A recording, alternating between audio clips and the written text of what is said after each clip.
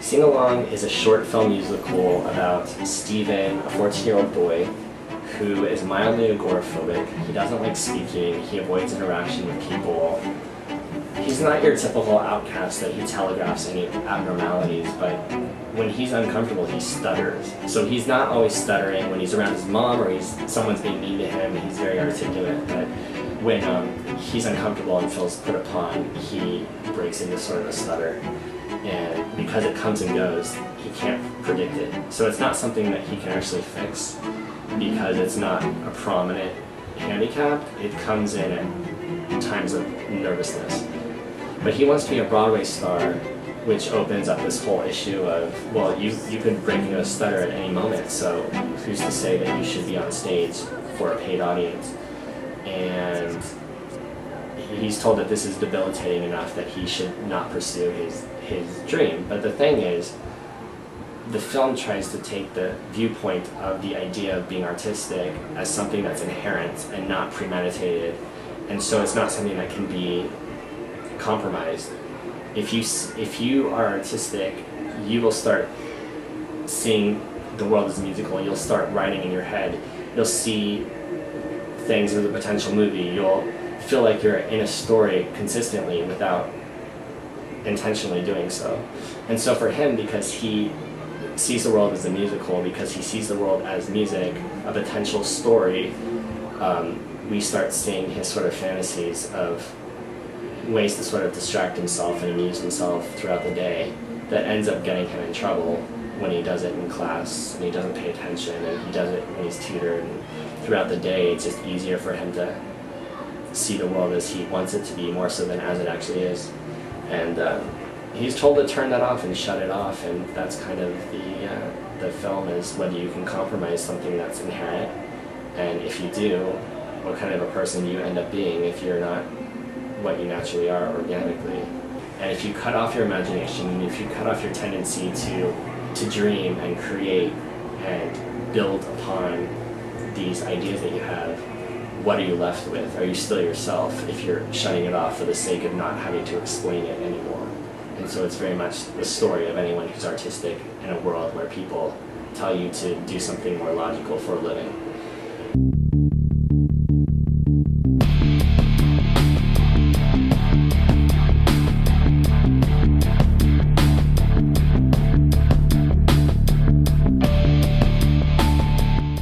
The first scene we shot was the dance sequence that you see through the window.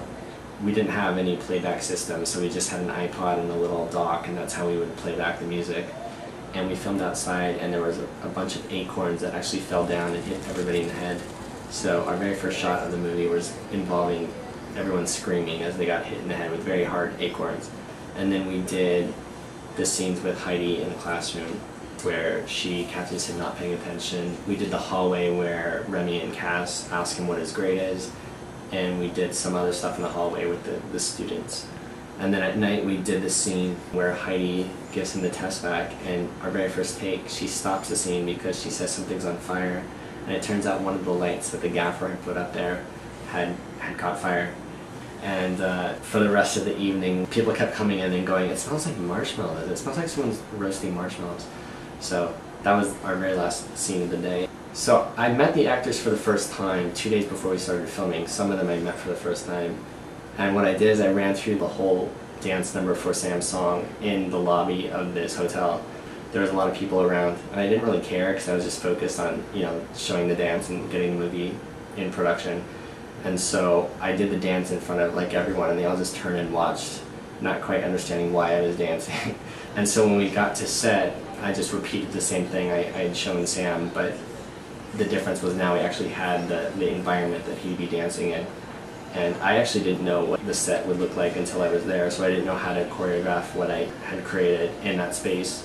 But it lended itself really well to that environment. So I went through the entire dance right when we got to set, which was like 7 a.m. in the morning, jumping on the desk, and Sam gave me some feedback, so we made some adjustments.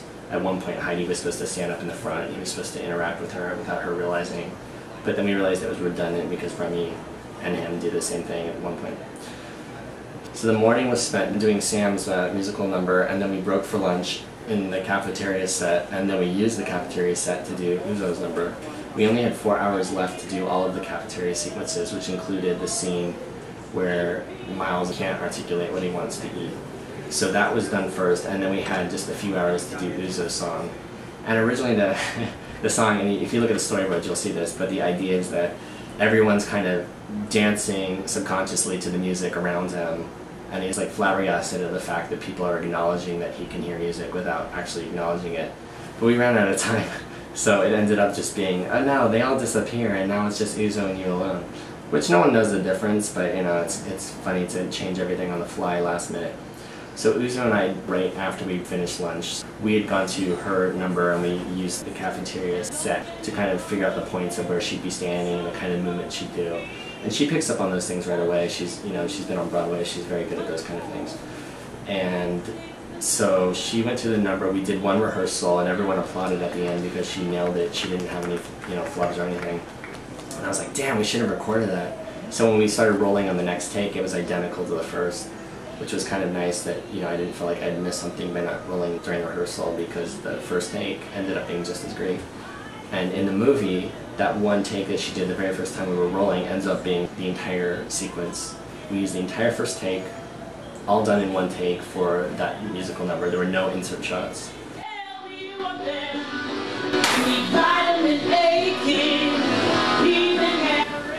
The next morning, Monday morning, we had to wake up early because we were filming Patrick Page in the construction zone. Then we broke for lunch for a few hours, and then we came back and we started shooting in my own personal apartment. We had so many people crammed into my hallway that it was so claustrophobic and it was very uncomfortable. It was almost like camping because we had no space whatsoever for people to sort of move around. And luckily we'd told all of our neighbors in advance that we'd be there, and that morning our co-producer got a permission to use one of my neighbor's apartments to use as holding for the actors. So Alice Ripley was in there. And it's funny because everyone in my apartment building is from Juilliard, where I live down the street from Juilliard, and they all were huge Alice Ripley fans. And they all, one of them had a framed picture of Alice Ripley on their wall, another person said she was her inspiration for being a musical theater major.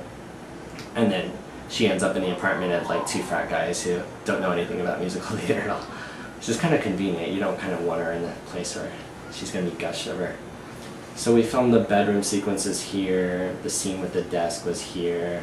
Then we would use the fire escape outside of my apartment for Miles's scene in the beginning, and then also it's used again for Alice's sequence at the end. Yeah. Lights, camera, action. The last 3 days was like night and day from our first half of the shoot, because then we were actually inside. We had permission to be in the building. Even the building manager knew we were there, so we had this freedom that we didn't have the first 3 days. And we were shooting at my neighbor's apartment, which is a really nice place on the 49th floor that overlooks all of Manhattan. And the first day was all of the scenes with Sam and Miles together, where Sam sings. Sam can play the piano by ear, so he started playing a history lesson on the keyboard, and he played it acoustically and just sang along. And I remember just hearing on the headphones, and I just had goosebumps like hearing him sing from next door where the kitchen was. A powerful nation led us to the second industrial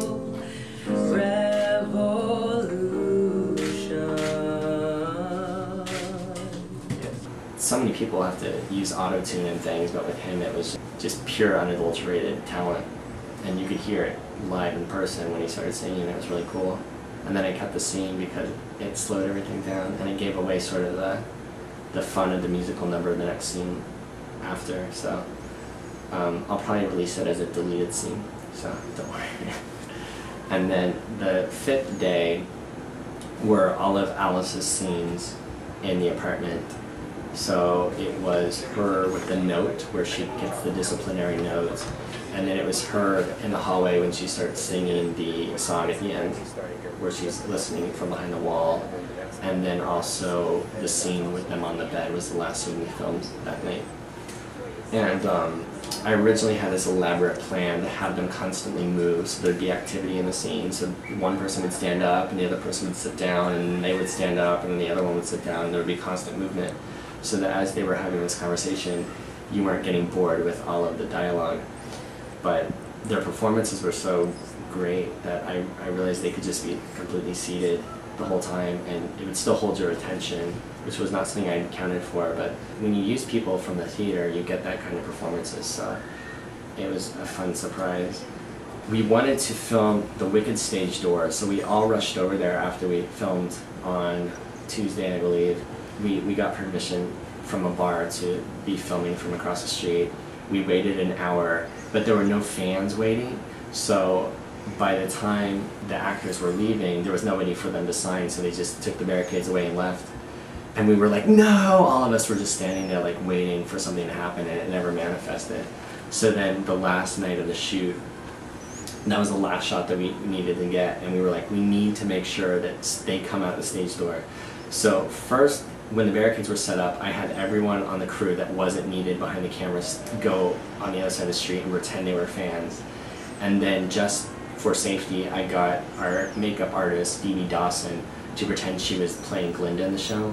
So, myself included, we were all standing there saying, oh my gosh, we love you so much. And then the real actress who played Elphaba came out, and everyone on the crew was telling her how much they loved her, even though none of them had seen the show at all that night or in general. So they were getting photos and telling her they loved her, and we used that in the movie. So the last day was just the green screen. I thought it would be like a low-key thing at first. I had only scheduled a few crew members to be there, and then by the end of the week, all of us ended up showing up. And we didn't have food ready because we didn't think we would need a caterer. And then we ended up having to get pizza. And so we filmed Alice on the green screen, we filmed Sam on the green screen, and then we did all of Miles's things. And we finished with the puppet. And everyone was like in love with the puppet, especially the girls on the set. The women on the set were like obsessed with how much they love this puppet, and they kept saying they couldn't wait to see the movie just to see how that sequence turned out. And it's barely in the movie, it's kind of sad. I came up with a puppet as just for when I was storyboarding. I storyboarded every frame of the movie so I could get a sense of how I wanted the film to flow before I was on set. And I needed something to fill the verse because I was going through the song like I would a music video, where I said, well, this verse will have this imagery and this chorus will have this. And I needed something for the second chorus, and I said, well, I'll just put a puppet in and then he'll interact with it. But I was expecting to replace it later, but Eugene, our cinematographer, went through the storyboards and was like, you need to put the puppet in, I love it. So the actual puppet I had based the storyboard on was available to purchase, and I got it from London. I had to get it imported from London, and it looks just like Miles. So we actually built his costume that he wears in the opening sequence around the puppet's wardrobe. And I even found a t-shirt that looked just like it with a dinosaur. So it was kind of cool. And then as soon as we wrapped, I started editing the movie like the next day. And then it went from finishing the editing to working on the sound and the visual effects, and then the coloring. And it was non-stop for like 4 or 5 months after we wrapped. I didn't have any free time. I had 2 days off during Thanksgiving, which was my first days away from sing-along, and then 2 days off during Christmas where I wasn't thinking about sing-along. And other than that, that was my whole life. Like, I didn't have a mental break from it. And then finally, when the film was completed, I had a few weeks off, and then immediately had to jump into planning the premiere, which was something we'd planned months in advance. We always said April 28th at NYIT Auditorium, which was a venue I'd been at before, and that was just the last weekend of April, which apparently the weather was supposed to be good, is what people told me. So they said, do it the last weekend of April. It won't rain at all, which it didn't, so they were right. And you know, our entire cast came out, even though Sam Shui is from Los Angeles and Miles Ehrlich is from Canada. They all were there.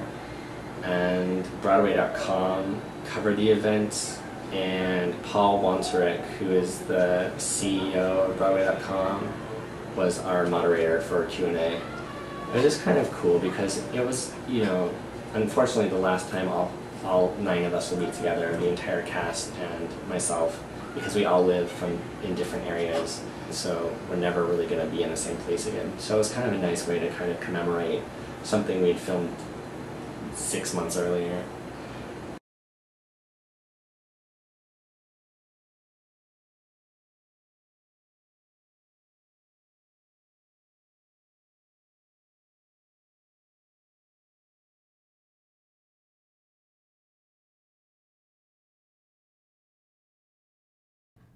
Stephen, it's good to have dreams, but mine crushed me. It ruined my life.